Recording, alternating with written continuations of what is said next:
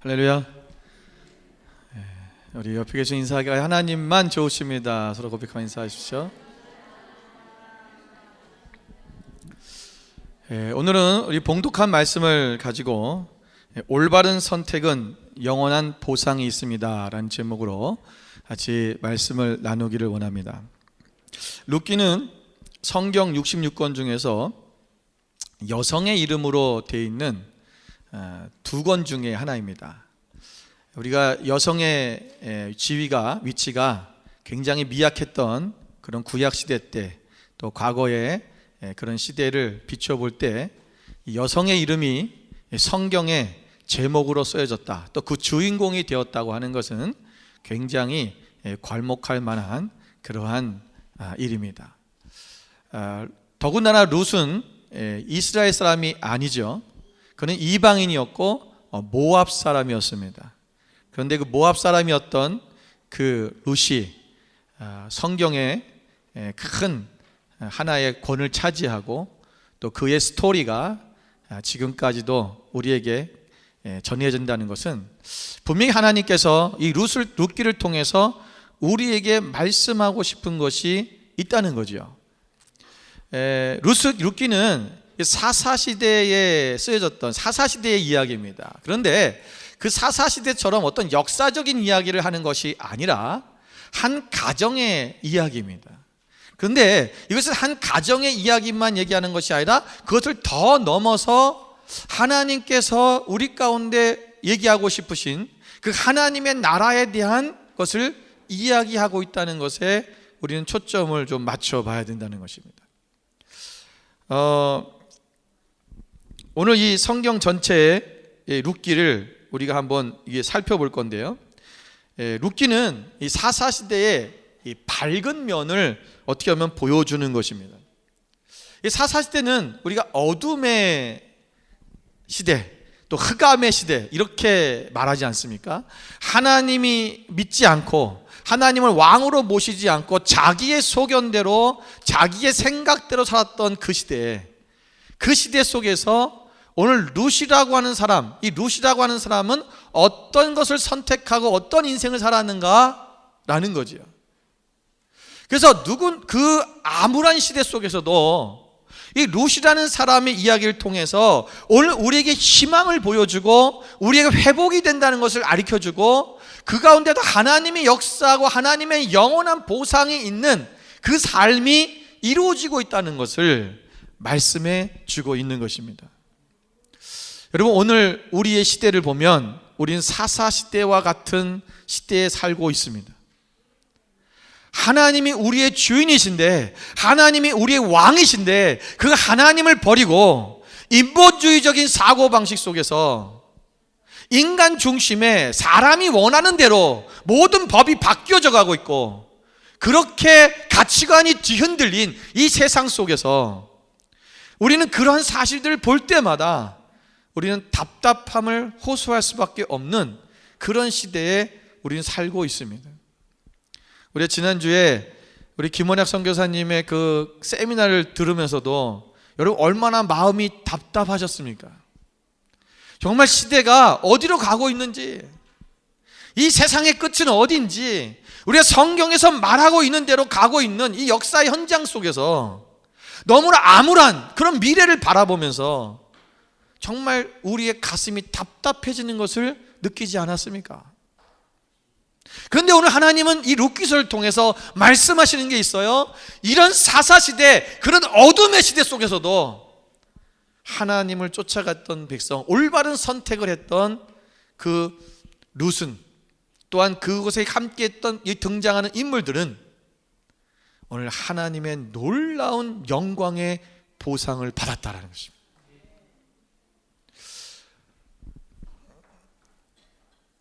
오늘 우리는 이 올바른 선택을 우리가 하면 그 선택의 결과가 나의 축복에서만 머무르는 것이 아니라 오늘 우리의 다음 세대 또 다음 세대로, 아니 우리의 영원한 삶에까지 연결되는 중요한 것임을 우리는 기억해야 될 것입니다.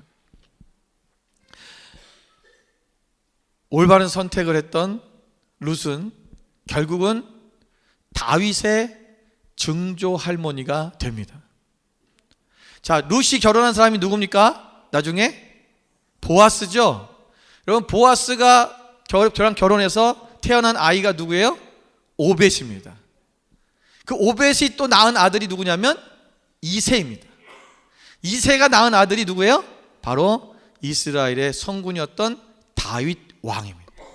이 다윗 왕으로부터 27대 손이 누구냐면 바로 예수 그리스도입니다. 여러분, 놀랍지 않습니까?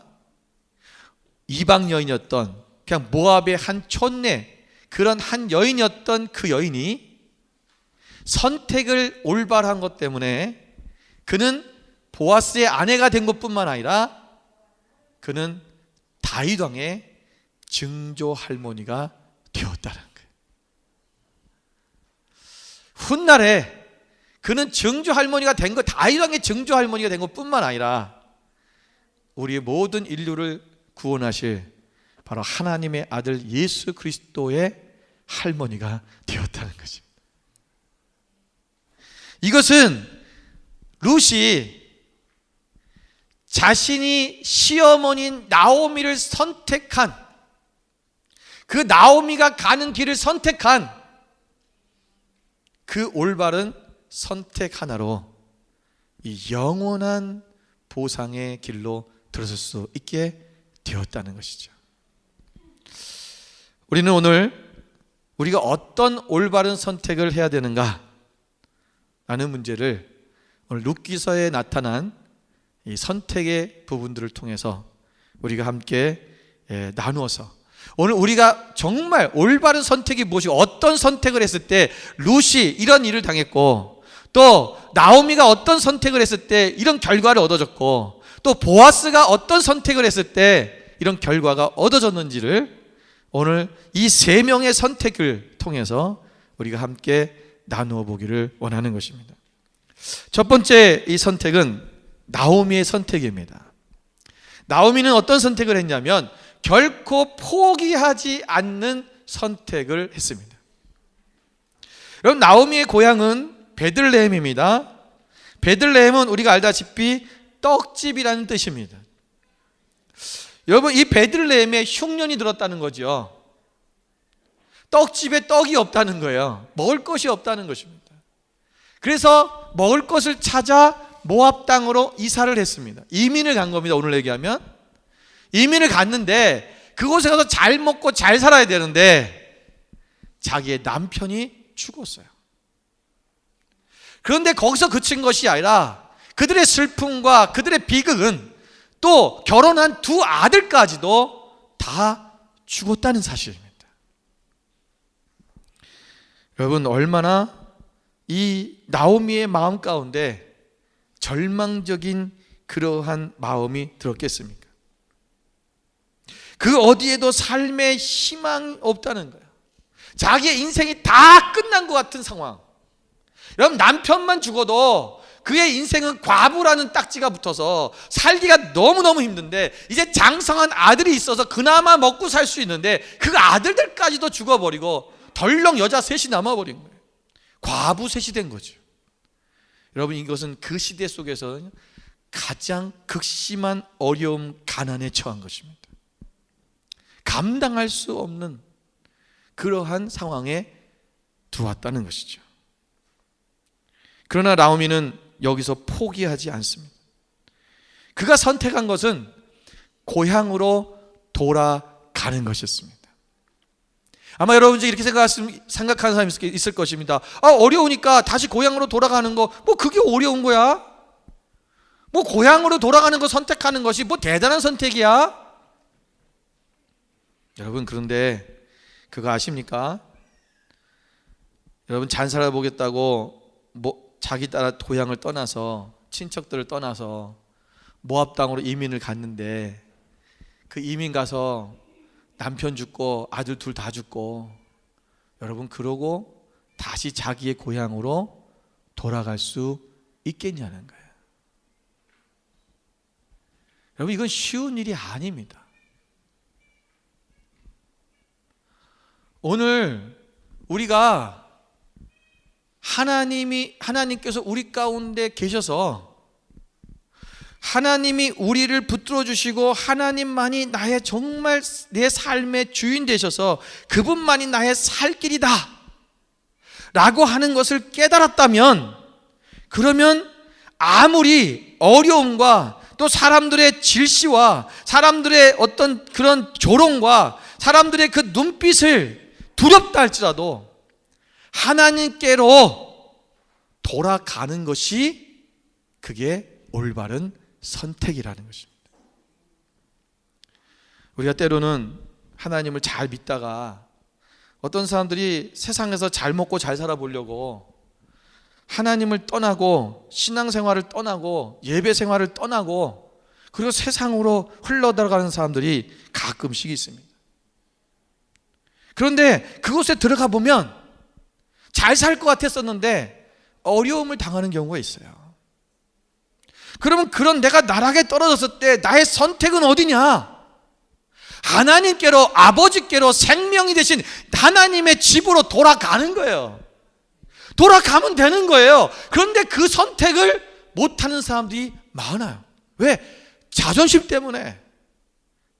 때로는 남들이 나를 어떻게 볼까? 나를 질시하지는 않을까? 이상한 눈으로 또는 나를 놀리지는 않을까? 조롱하지는 않을까? 너 거봐, 그봐, 너 하나님 떠나더니 거봐, 너 그런 일 생겼지? 여러분, 절대로 우리가 그래서도 안 되고요. 또 사람들은 자꾸만 그런 입방아 찍기를 좋아해요. 그러니까 그게 두려워서 아버지께로 다시 두 손 들고 돌아가는 것이 너무나 힘든 사람들이 많다는 거예요.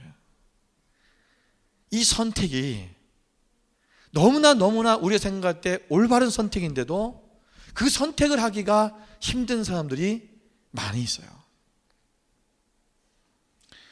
우리가 생명의 떡 대신 예수님을 떠났다가 다 잃어버리고 어려움에 처했다면 사람의 눈치를 보지 말고 하나님께로 돌아와야 됩니다. 생명이 있는 그곳, 우리가 예수님께서 나는 생명의 떡으로 왔다라고 말씀하셨어요. 나는 생명의 떡이다. 이 떡집 베들레헴은 생명의 떡 대신 예수님이 앞으로 태어나시는 곳이고, 이곳은 바로 예수님, 내가 예수님께로 하나님의 집으로 돌아가는 그 상징적인 땅이에요. 근데 그 땅을 떠났다가 내가 몰락해버리고 어려움 가운데 경했다면 내가 다시 무슨 문제냐? 내가 아버지 집을 떠났기 때문에 이 문제가 생겼구나. 그것을 깨닫고 내가 아버지의 집으로 생명 되신 그분께로 다시 돌아가는 것, 그것이 우리의 선택이 되어야 되는 것입니다. 돌아온 탕자의 이야기 아시지 않습니까? 둘째 아들이 아버지 집을 떠났습니다. 왜 떠났을까요? 왜 떠났죠? 돈에 눈이 멀어서? 아니에요. 이 둘째 아들은요, 아버지한테 인정받고 싶은 거예요. 왜? 늘 형은 칭찬받는 사람이에요. 여러분, 나중에 형이 고백하는 거 보면은 아버지 앞에 불평을 하죠. 나는 한 번도 아버지 말씀을 불순종한 적이 없다는 거예요. 아버지 양떼를 늘 지켰고 아버지가 시키는 거 다 했다는 거예요. 어떤 사람입니까? 모범생이에요. 부모가 말씀하시는 거에서 한 번도 거스른 적이 없어요. 그렇다면 여러분, 이 장남은 아버지한테 늘 인정받는 사람이었다는 거예요. 그러니까 둘째 동생이 볼 때는 형은 늘 아버지한테 인정받고 뭔가 해서 다 잘해. 자신도 아버지에게 뭔가 인정받고 싶은 거예요. 그래서 잘해보려고, 아버지 유산 중에 좀 먼저 주세요. 나도 가서 좀 뭔가 이거 갖고 장사하든지 뭘 해서 돈을 많이 벌어서 나도 이렇게 잘할 수 있다는 것을 아버지한테 보여주고 싶은 거죠. 그런데 그게 자기 뜻대로 잘 안 됐죠. 세상에 나가보니까, 아버지를 떠나보니까 세상에 유혹거리가 얼마나 많았겠어요. 그것에 눈이 멀어서 결국은 그 모든 돈을 다 탕진하게 되었고, 그는 어느 집에 돼지를 치는 사람이 되었어요. 돼지 치는 사람이 됐다는 것은요, 종이에요. 근데 이때 이 둘째 아들은 선택을 합니다. 내 아버지 집의 품꾼은 먹을 양식이 많은데 내가 여기서는 쥐업 열매도 못 먹을 처지가 되었구나. 내가 아버지께로 돌아가자. 내가 아버지 집에 가서 내가 아버지 아들로 다시 받아주세요라는 말을 못하겠고 내가 다시 종으로, 나를 종으로 써달라고 그렇게 해야겠다. 그런 마음으로 다시 아버지 집으로 돌아가는 거야. 여러분, 얼마나 비참한 모습이겠습니까? 뭔가 잘해서 아버지 앞에 떳떳하게 그렇게 나타나고 싶었는데, 그런데 자기의 모습은 망신창이 되어 있고 정말 거지, 정말 볼품없는, 이전보다 더 나빠진 상황 속에서 아버지 앞에 돌아가야 되는 그 자신의 그 마음이 얼마나 힘들었겠어요. 그러나 우리가 가야 될 곳은 아버지의 집이라는 거예요. 그리로 돌아가야 되는 거예요. 왜? 그곳에 가면 살 길이 있어요. 왜? 그곳이 생명의 근원이기 때문에. 아버지만이 나를 살릴 수 있는 분이고 아버지만이 나를 받아줄 수 있는 분이고 나를 회복시킬 수 있는 곳이기 때문에 그렇습니다. 여러분, 포기하지 마십시오. 내가 아버지를 떠났고 그래서 어려움이 왔다. 에이씨, 될 대로 되라. 그리고 계속해서 세상을 쫓아가고 그곳에 나를 남겨두면, 버려두면 결국은 죽는 거야. 멸망이에요. 자존심이 좀 상해도, 좀 내 모습이 초라해도, 너가 내놓을 게 없어도 그래도 아버지께로 가는 것이 사는 길이라는 거예요. 이사야서 55장 7절 말씀에 오면 악인은 그의 길을, 불의한 자는 그의 생각을 버리고 여호와께로 돌아와라. 너의 생각을 버리고 오라는 거야. 내 생각에는 이런데, 내 마음은 이런데, 그거 버리라는 거예요. 그리고 돌아와라. 그리하면 그가 긍휼히 여기시리라. 우리 하나님께로 돌아오라. 그가 너를 너그럽게 용서하실 것이다. 하나님은요, 우리를 용서하시는 분이에요. 우리의 과거를 묻지 않으세요. 너 왜 그랬니? 그거 말씀하지 않으세요.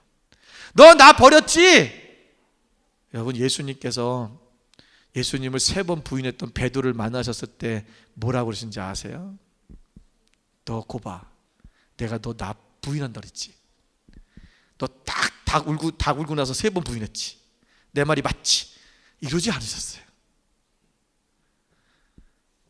베드로야, 시몬의 아들 요한아, 내가 나를 사랑하느냐? 너 계속 나를 사랑하고는 있니? 그것만 물으시는 거예요. 그러면 된 거예요. 우리의 과거를 전혀 묻지 않으세요. 여러분, 돌아온 탕자가 하나님 앞에 아버지 앞에 돌아갔을 때 그 아버지가요, 그 마을 어귀에 와서 기다리고 있었어요. 이 탕자가 아버지한테 연락했나요? 전화해서 아버지, 저 오늘 가려고 결심했습니다. 아니면 편지를 보냈을까요? 아니죠. 그 무슨 얘기예요? 아버지는 날마다 그 마을 어귀에 나와 있었다는 거예요. 왜요? 언제 올지도 모르는 그 아들을 왜 날마다 마을 어귀에 나와 있었을까요? 보고 싶어서? 그리워서? 아니에요. 그 아들이 다시 언젠가는 돌아올 거라는 기대는 하시는 거예요. 근데 돌아올 텐데, 만약에 돌아오면, 그 마을로 돌아오면 그는 돌에 맞아 죽을 수가 있어요. 왜냐하면 그 당시에는 부모님께 불효를 하면, 부모의 말씀에 순종하지 아니하면 부모에게 학대를 하거나, 여러분, 부모가 아직 돌아가지 않으셨는데 부모의 유산을 달라고 한 것은요, 굉장히 극심한 나쁜 아들이에요. 이런 아들은요, 돌로 쳐 죽이라고 되어 있어요, 성경에, 율법에. 아버지를 아버지를 거역하거나 아버지 앞에 아버지에게 욕보이는 사람들은 아버지를 욕보이면 뭐랬냐? 돌로 쳐 죽이라고 했어요. 이게 아버지를 욕보이는 건 마찬가지예요. 그 아들이 잘못하면 돌에 맞아 죽어요. 그래서 이 아버지는 마을에 들어가기 전에 먼저 기다려서 그 아들이 오면 아무도 그 아들에게 돌을 던지지 못하도록 그 아들을 품에 안고 집으로 가기 위해서 그곳에 나와 있는 거예요. 이게 우리의 하나님 아버지의 마음이에요. 우리를 용서하시고 우리를 따뜻하게 맞이하시고 우리의 죄를 묻지 아니하시는 우리 아버지, 오늘 그 아버지께로 너희가 돌아오라라는 것입니다.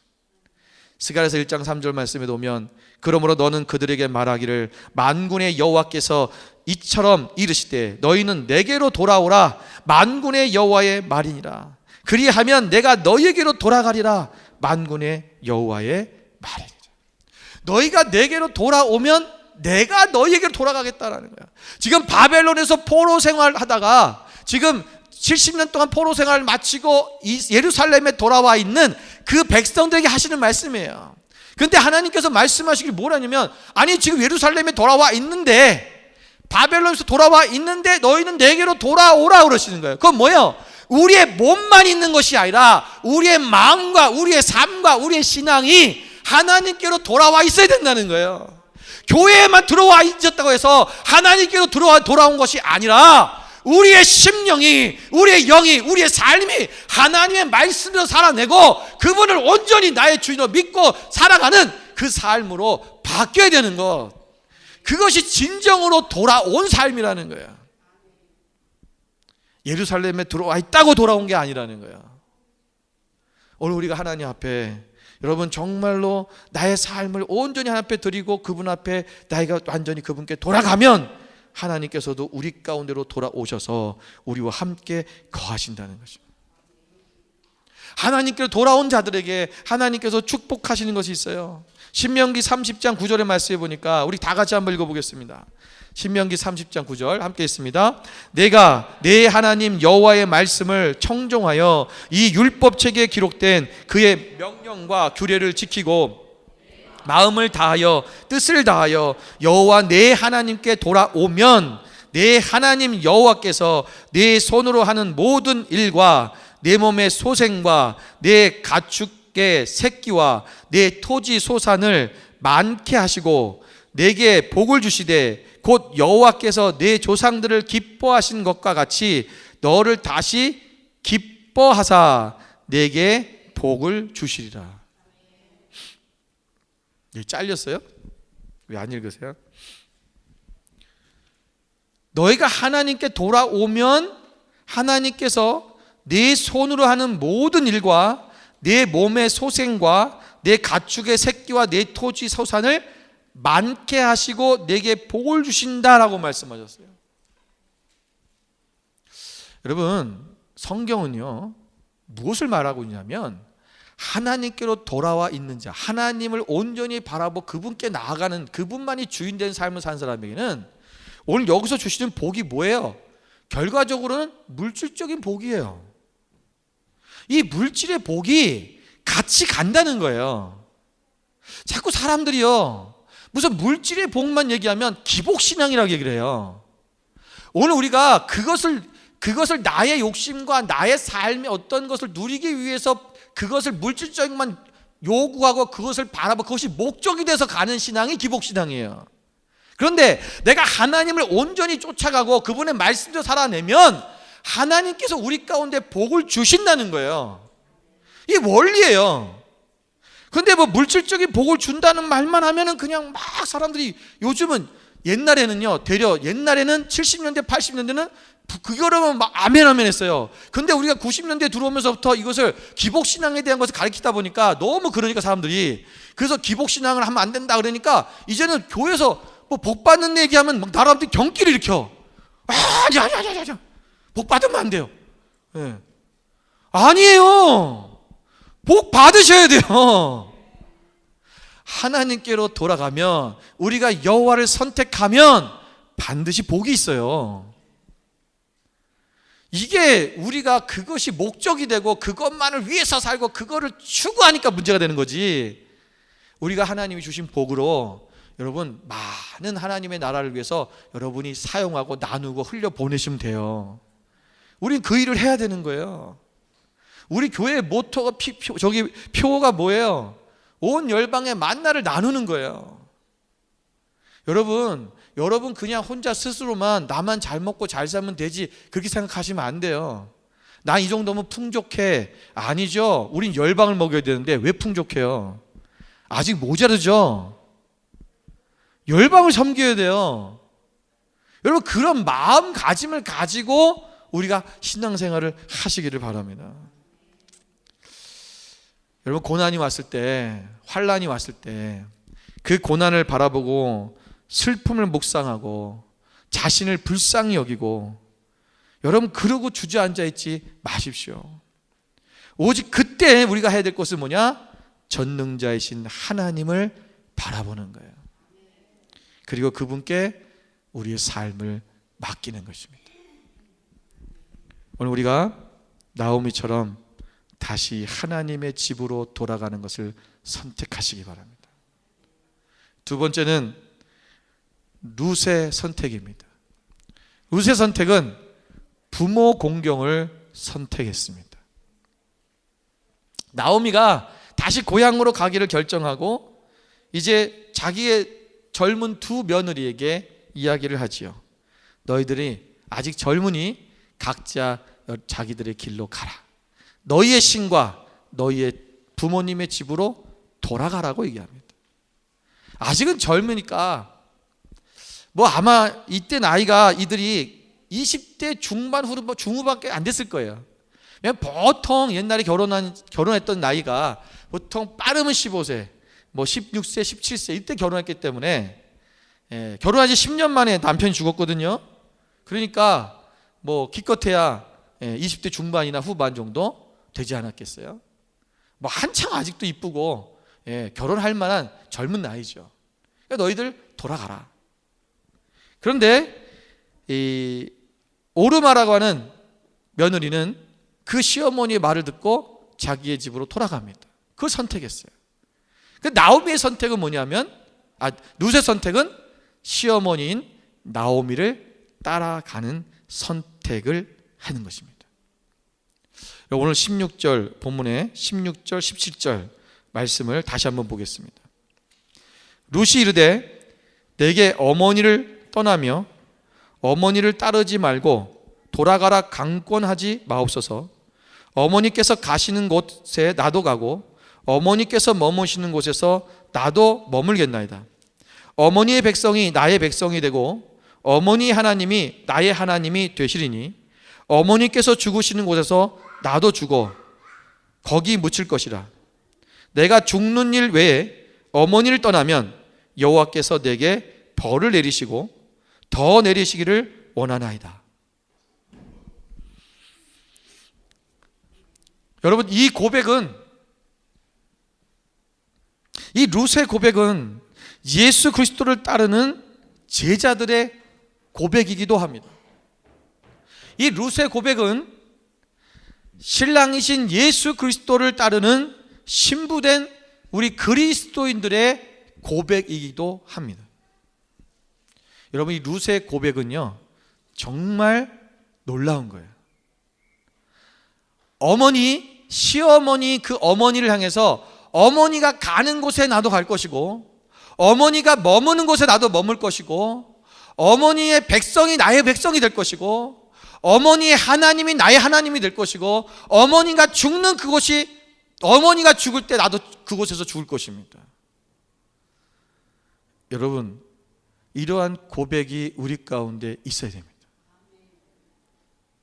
그런데 많은 사람들이요 주님 나 주님 가시는 곳에 나도 갈 거고요 주님이 머무는 곳에 나도 머물 겁니다. 그런데요 그 다음에 고백들이 안 되는 사람들이 많아요. 하나님의 백성이 나의 백성입니다. 여러분, 하나님의 백성이 나의 백성이 될 것이라고 그렇게 고백해 본 적이 있으십니까? 주님이 가라 하시면 가고 멈추라면 멈출 것입니다. 주님이 가신 곳에 나도 갈 것입니다. 주님이 하시는 그 일에 나도 동참할 것입니다. 주님이 머무는 그곳에 나도 있을 것입니다. 우린 그런 고백은 참 많이 하는데, 하나님의 백성이 나의 백성입니다, 이런 고백은 아마도 많이 하지 못했을 겁니다. 여러분, 하나님의 백성이 나의 백성으로 다가와 있냐는 거예요. 오늘 하나님의 백성이 나의 백성이라고 하는 것은, 하나님, 내가 그 백성이 나의 백성이 돼서 내가 그들을 정말 영혼을 살리고 그들을 위해서 내가 헌신하고 희생하고 그들을 사랑하고 포용하고 그들을 위해서 내가 정말 나의 모든 뼈를 깎을지언정 내가 그들을 살리는 사람이 되겠다고 하는 그 고백인 것입니다. 오늘 내가 옆에 있는 나의 형제 자매들을 하나님의 백성으로 보십니까? 그리고 나의 백성이 되었습니까? 나의 백성이라면 나는 그를 사랑해야 되고, 그를 위해 헌신해야 되고, 그를 위해 싸워야 되고, 그를 위해 모든 것을 내어줄 줄 알아야 되는 것입니다. 아까도 말씀드렸어요. 오늘 우리는 열방을 하나님의 백성이에요. 이 열방의 하나님의 백성을 나의 백성으로 우리 교회가 품은 거예요. 그러면 이 백성을 먹여야 돼요. 이 백성을 살려야 돼요. 여러분, 그 마음을 품어야 되는 거예요. 그러니까 나와 내 자식과 내 가족만 잘 먹으면 되지, 거기서 멈추지 말라는 거예요.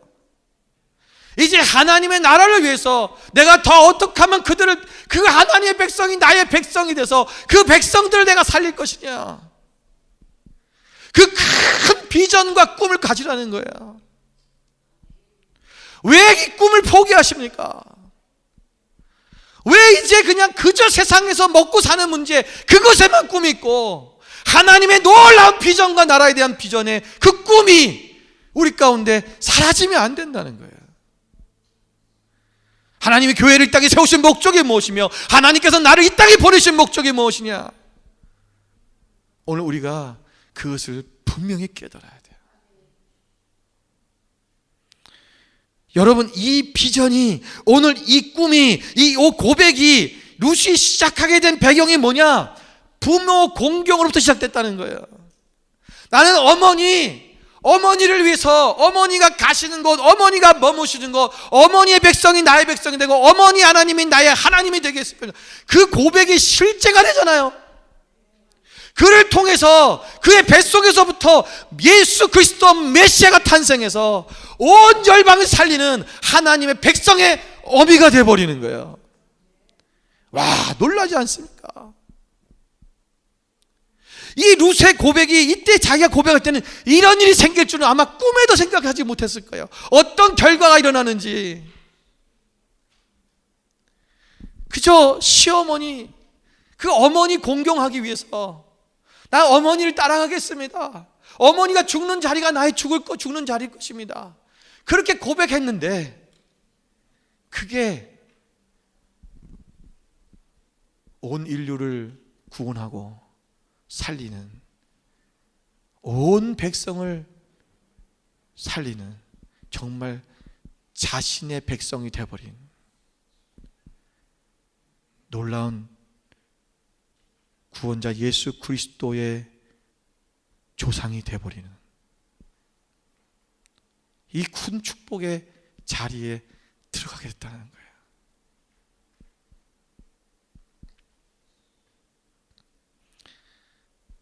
여러분, 부모를 공경하는 것은 우리의 삶에 잘되고 형통하는 일의 첫 번째 되는 걸음입니다.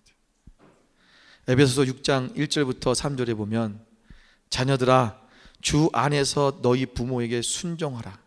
이것이 옳으니라. 내 아버지와 어머니를 공경하라. 이것은 약속 있는 첫 계명이다. 여러분, 첫 계명이라는 거예요. 뭐예요? 약속 있는 계명. 1계명부터 4계명까지는 하나님을 너희가 어떻게 섬기라는 거예요. 5계명부터 10계명까지는 너희가 이 땅에서 어떻게 살면 하나님이 복 주시겠다는 거예요. 그런데 그 첫 번째, 그 5계명이 첫 번째라는 거죠. 그 첫 계명이 뭐냐? 부모를 공경하라는 거예요. 이 그만큼 중요하다는 거죠. 왜 첫 번째도 올려놨냐는 거예요. 여러분, 이 계명을 지키는 것이 어렵습니까? 쉽습니까? 부모를 공경하는 것이 어려운 일이에요? 쉬운 일이에요? 쉬운 일이죠. 그런데 우리는 이 질문을 듣는 순간 마음이 어려워져요. 어떻게 하지? 왜? 우리가 생각하는 공경이라는 것이 뭔가 부모에게 집 사주고, 부모에게 좋은 차 사주고, 부모에게 뭔가 물질적으로 뭔가를 잘 해주는 것, 그것이 공경이라고 생각하기 때문에 그래요. 아니죠. 부모에 공경하는 것이 뭐죠? 부모에게 순종하는 거예요.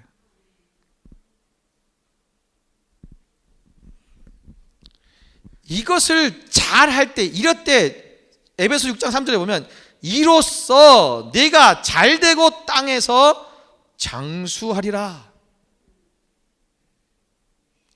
잘된다는 것은 형통한다는 거예요. 형통한다는, 성공하는 삶을 산다는 것입니다. 오늘 하나님께서는 우리가 잘되고 성공하고 형통하는 삶의 비결을 이미 우리에게 주신 거예요. 그럼 이렇게 하면 되는 거예요. 여러분, 이제 우리 한국의 명절인 추석이 연휴가 시작이 됐지 않습니까? 한국에선. 한국의 부모님들께 전화 드렸나요?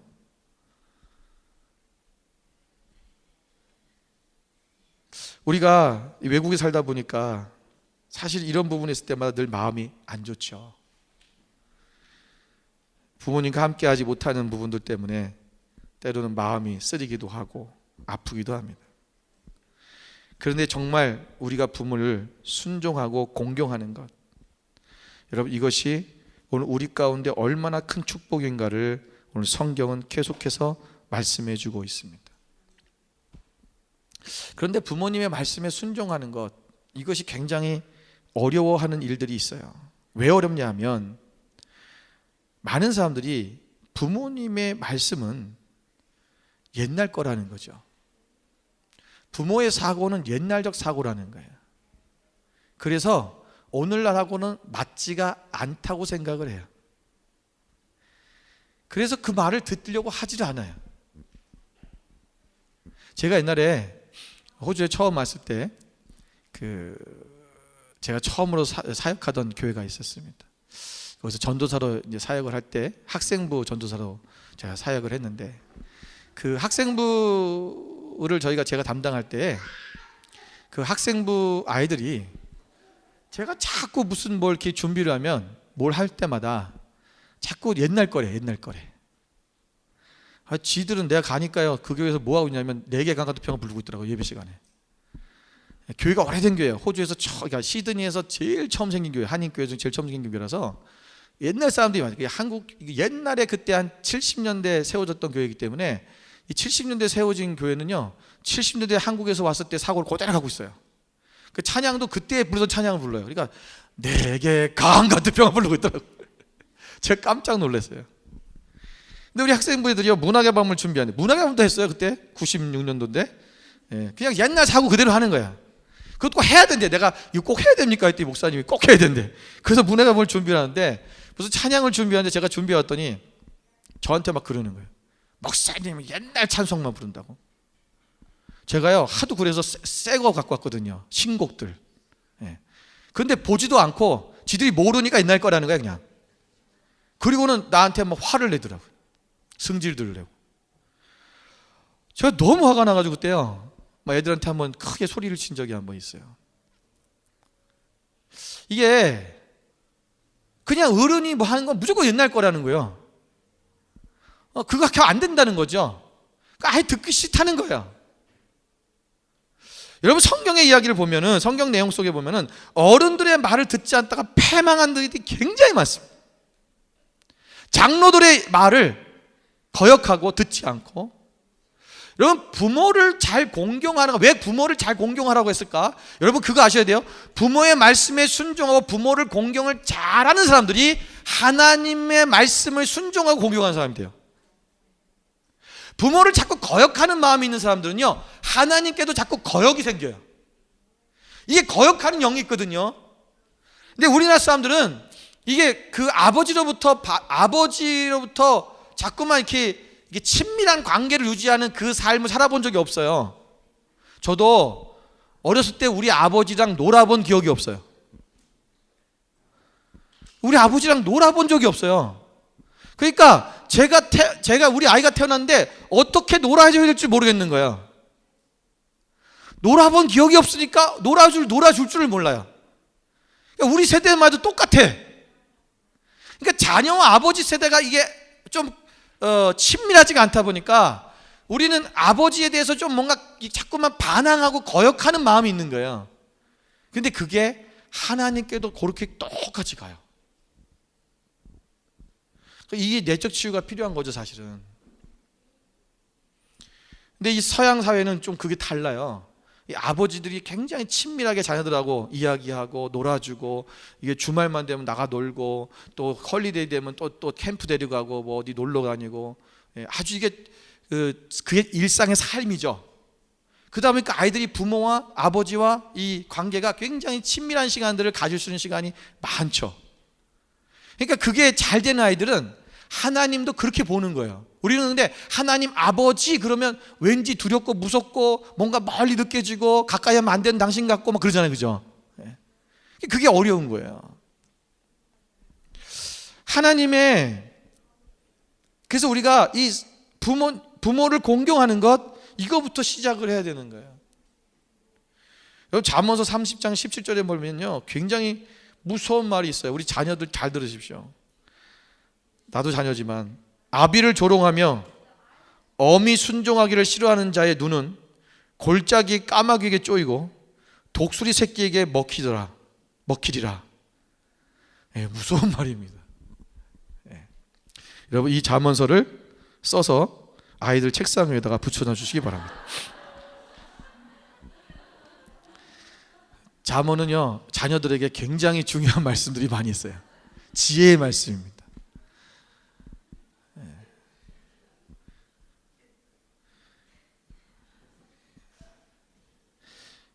룻은 시어머니인 나오미를 위해서 아침부터 나가서 종일토록 이삭을 줍습니다.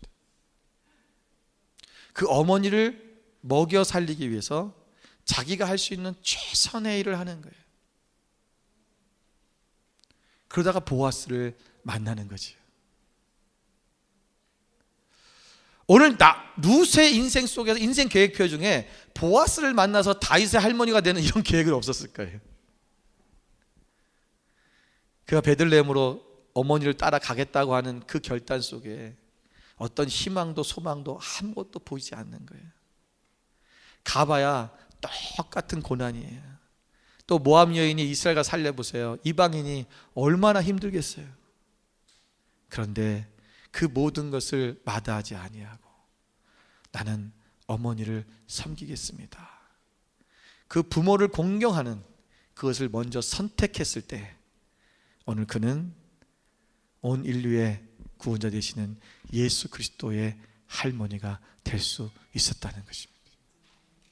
그 영광의 자리에 오늘 이 성경의 한 권을 차지하는 그런 자리에까지 들어갈 수 있었던 그 이유는 이 선택을 했기 때문입니다. 부모를 공경하는 선택입니다. 세 번째 선택은 보아스의 선택입니다. 이 보아스의 선택은 대가 지불의 선택입니다. 보아스가 룻을 아내로 맞이하고자 할 때 그 성읍 장로들과 또 수속을 밟는 과정에서 제시하는 그 회복의 과정이 있었어요. 이게 뭐냐면 그 당시에는 어떤 사람이 자신의 어떤 땅이나 물건들을 또는 어떤 종들을 어떤 사람에게 판매를 했다면 매매해서 넘어갔는데 그것을 다른 친척 중에서 누가 그것을 다시 사들여서 그 가문이 다시 이어갈 수 있도록 도와주는, 그것을 회복시켜주는, 이것을 구속이라고 합니다. 이것이 법적으로 있었어요. 그런데 오늘 그 엘리멜렉이 나오미 남편이죠. 그 엘리멜렉이 가기 전에 아마 땅을 누군가에게 팔았던 게 있었던가 봐요. 그런데 이것을 보아스가 보니까 너의 그것을 내가 회복시켜 주고 싶은데 나보다도 더 가까운 친척이 있다. 그 친척을 내가 그 친척에게 얘기를 해서 이것을 내가 하도록 하겠다. 그런데 여러분 보세요. 이 친척이, 가까운 친척이 있었는데 그 사람에게 얘기를 했어요. 장로들을 모아놓고 증인들을 모아놓고 얘기를 했더니 그 친척이 이런 얘기를 합니다. 보아스가 지금 엘리멜렉의 지금 아내와 그 며느리가 이 땅에 왔는데 그의 그 땅을 다시 우리가 물어주기를 원한다. 물어줘야 되는데 그 책임이 너한테 첫 번째로 있다. 너 하겠느냐고 물은 거예요. 그때 이 사람이 뭐라고 그러냐면 나는 손해보기 싫다 그랬어요. 분명히 얘기했어요. 그죠? 나는 손해보기 싫어서 안 하겠다라고 합니다. 그래서 그것을 이제 안 하겠다는 증표로, 권리를 포기하겠다는 증표로 신발을 벗어 던지죠. 이 신발을 벗는다는 것은 권리를 포기한다는 상징적인 표시였습니다. 그래서 성경에 보면 모세가 하나님 앞에서 하나님께서 신발을 벗으라 그랬고 여호수아가 군대 장관 앞에 섰을 때 신발을 벗으라 그랬어요. 그러면 너의 권리를 포기하라는 거예요. 너는 오직 하나님이 너의 주인 되시고 하나님 앞에 하나님의 통치함을 받으라는 거예요. 너 권리를 포기해라. 이게 시작이 되는 거예요. 근데 오늘 이 보아스가 그 손해볼 일을 했다는 거예요. 손해볼 일을 하면서 자신의 희생의 대값, 많은 물질을 치러가면서 그 땅과 누구예요? 룻을 자기의 아내로 맞이하고 그것을 그 가문이 다시 이어질 수 있도록 도와줬다는 것입니다. 희생이라는 거죠. 헌신이라는 거죠. 여러분, 주님을 따르는 삶에는 반드시 대가 지불이 있어야 됩니다. 마태복음 16장 24절에 보면 예수께서 제자들에게 이르시되 누구든지 나를 따라오려거든 자기를 부인하고 자기 십자가를 지고 나를 따를 것이니라 그랬어요. 누구든지 예수님의 제자가 되려면 자기를 부인해야 된다. 자기 십자가를 지고 주님을 따라가야 된다. 자기의 대가 지불이에요. 이 대가 지불을 선택할 수 있어야 돼요. 그것이 없이는 주님의 제자가 될 수 없다라는 것입니다. 우리는 보아스에게서 예수 그리스도의 모습을 발견하게 됩니다. 우리는 룻과 같은 존재지요. 예수 그리스도는 우리의 구속자이십니다. 원래 노예 신분이었던 우리들을 예수님께서 십자가에서 자신의 생명을 대신해서 대가를 지불하고 우리를 살려주신 거예요. 우리를 어둠에서 빛으로, 사망에서 생명으로, 노예에서 자유인으로, 그리고 죄의 종에서 하나님의 자녀로 우리를 구속해 주셨다는 것입니다. 주님의 삶은 대가 지불의 삶이었습니다. 오늘 보아스도 이 대가 지불을 선택했다는 거예요. 손해보는 것 같고 내가 좀 희생하는 것 같지만, 그러나 오늘 이 일을 통해서 결국은 하나님의 나라, 바로 인류 역사의 구속의 역사가 시작되는 기점이 되었다는 것입니다. 자기의 자녀를 통해서 그 결국은 누구예요? 하나님의 놀라운. 여러분 이 보아스는요 지금 이때 나이가 꽤 많았던 나이예요. 몇 살인지 모르겠지만 나오미가 당신에게 그 발밑에 들어가서 이제 막 그렇게 하는 게 있어요. 근데 그때 보아스가 뭐냐면 네가 젊은 사람을 찾아가지 아니하고 늙은 나한테 왔다는 거에 대해서 참 기특하다 이렇게 얘기를 해요. 얼마나 사실은 이 룻도 희생이에요. 그런데 자기의 그 가족의 그것을 이 대를 잇고 그것을 이어가기 위해서 자신이 젊은 사람에게 시집갈 수도 있지만 나이든 보아스를 선택했다는 거죠. 대의를 위해서 자기의 뜻, 자기의 것들을 이것을 어떻게 보면은 멈춘 거예요. 그런데 이 보아스는 결국은 보아스가 이 롯을 만나지 않았으면 더 이상 아이를 낳지 않을 수 있죠. 아이가 있었는지 어쩐지 모르겠어요. 그러나 하여튼 오벳을 낳은 거예요. 그 오벳을 낳았더니 오벳이 이삭을 낳고 이새를 낳고 이새가 다윗을 낳은 거예요. 이 씨의 혈통이 그렇게 지나가게 되는 것입니다. 오늘 우리가 이 땅에 살아가면서 우리는 이 세 가지의 선택을 하시길 바랍니다. 첫 번째, 결코 포기하지 않는 선택을 하십시오. 아버지께로 돌아가면 됩니다. 두 번째, 룻과 같이 부모 공경하는 선택을 먼저 하십시오. 그래서 우리 왕의제정학교에서는요, 부모님 용돈 드리는 것을 최우선 먼저 가르쳐요. 그거를 필수 재정으로 다시 구분을 시켜요. 왜냐? 이것이 너희가 잘 되는, 너희가 장수하는 복의 근원이기 때문에 그래요. 그렇게 하는 사람이 하나님도 잘 섬겨요. 오늘 우리가 하나님 앞에 이제는 대가 지불을 선택하는 그 선택의 길을 따르기를 바랍니다. 늘 희생하는 것에 대해서 두려워하고 대가 지불하는 것을 두려워하는 그런 인생이 아니라 하나님이 원하시는 길이 무엇인지를 알고 날마다 이 올바른 선택 속에서 결국은 나오미와 룻과 보아스는 예수 그리스도의 조상이 되는 놀라운 역사의 현장 속에 역사의 그 인물이 되는 것처럼 오늘 우리 또한 예수님의 영원한 그 하나님의 보상이 있는 그 영원한 하나님의 나라에 우리가 들어가는 그 놀라운 축복이 우리 가운데 임하게 될 것입니다.